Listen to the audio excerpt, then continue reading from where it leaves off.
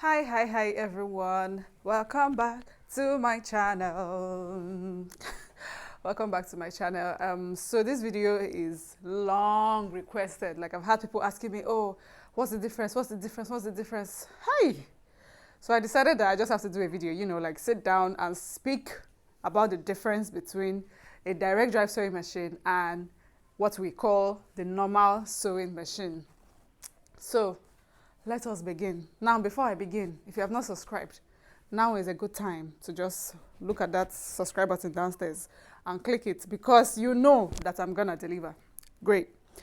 So I've written out like the differences because I've used both, so I've written out the differences that are very obvious to me, and that's what I'm gonna be telling you today. Now, if there are other differences that you have noticed among of the among both of them, yeah, you can just add it to the comment section and then people can learn from you. So the very first, if you notice that my eyes closed, it's because I'm feeling sleepy.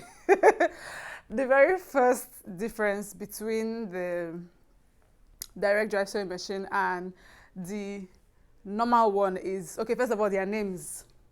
So it's called direct drive for reasons I don't even know.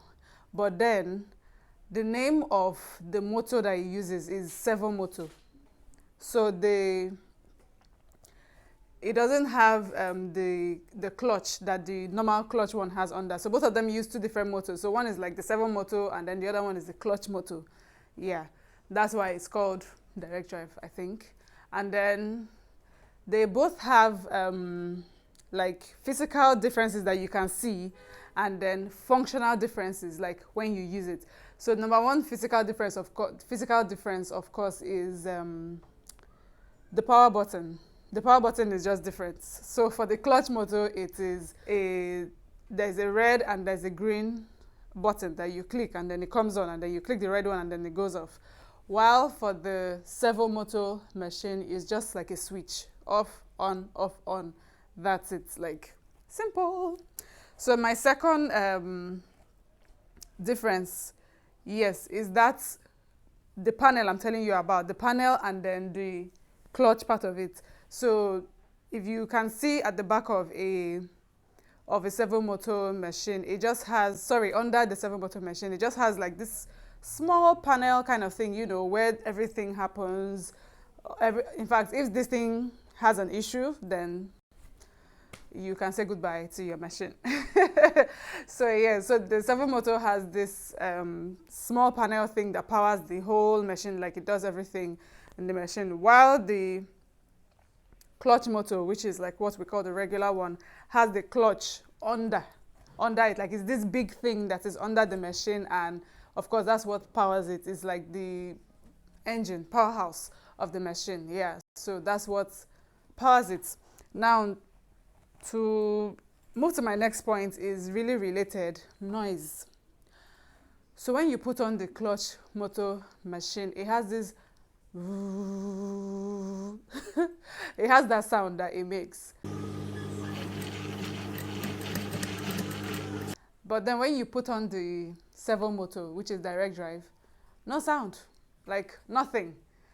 Matter of fact, you can leave the machine on and not know that it is on. But for a clutch motor, you would see you would hear it making the sound. So that's how you know it's on. But for the servo motor, no sound at all. It's just, you just turn it on and then that's it. So but saying that this one has noise and this one doesn't mean that any of them is bad. Like both of them do the work that they were built to do.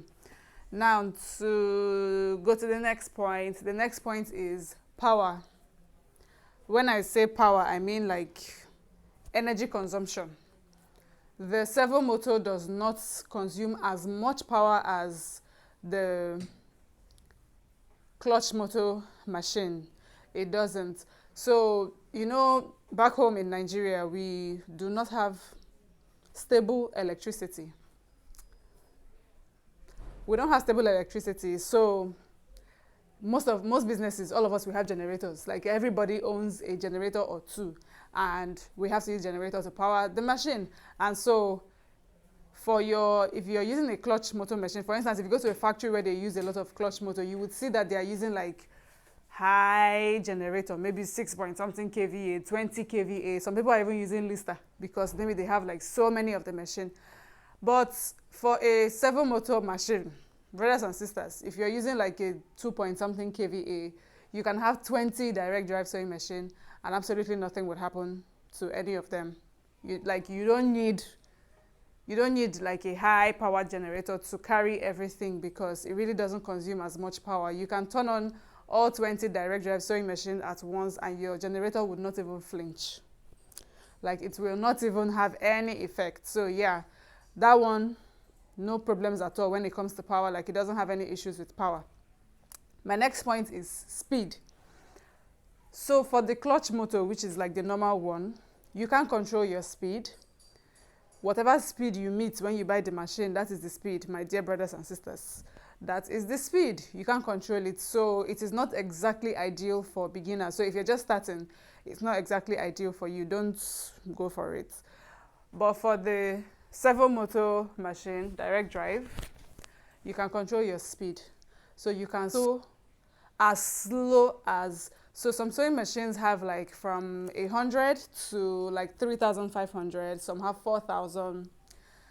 4,000 of course is like the highest speed, while 500, 100, 200 is like the lowest speed.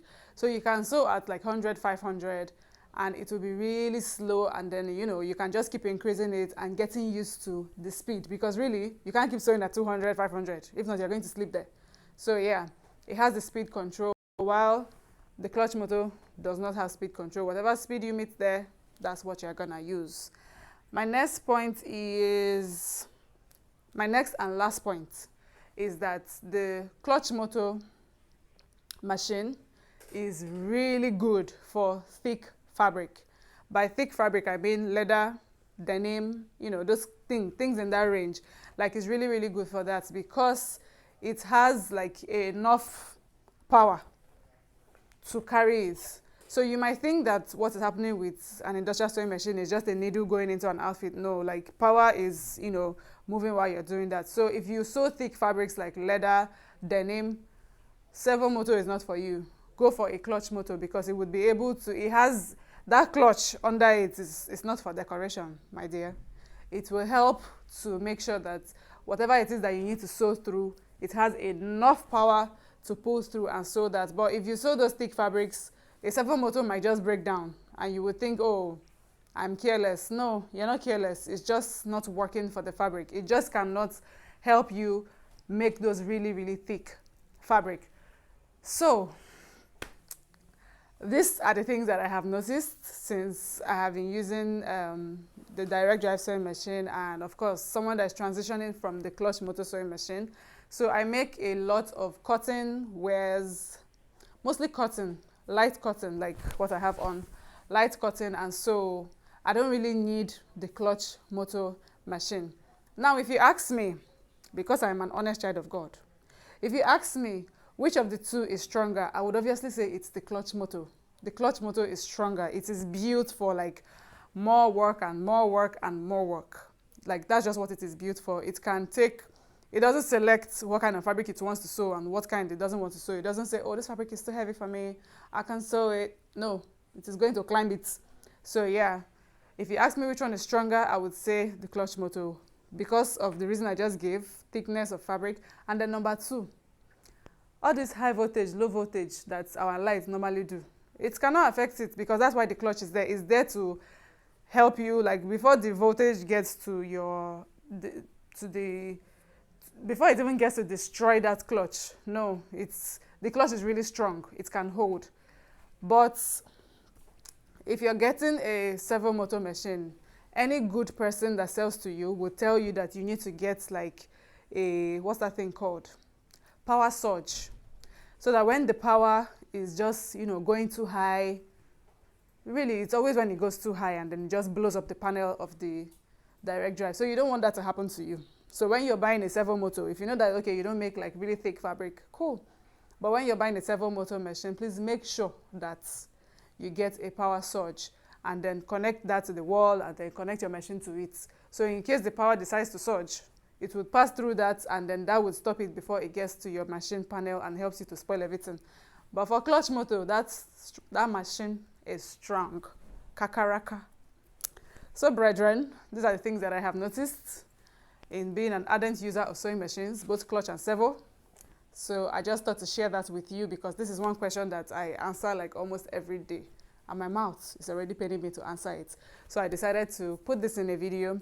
I hope this has been really, really helpful to you when you're trying to make a decision like which one should I buy. I hope this has been really helpful to you.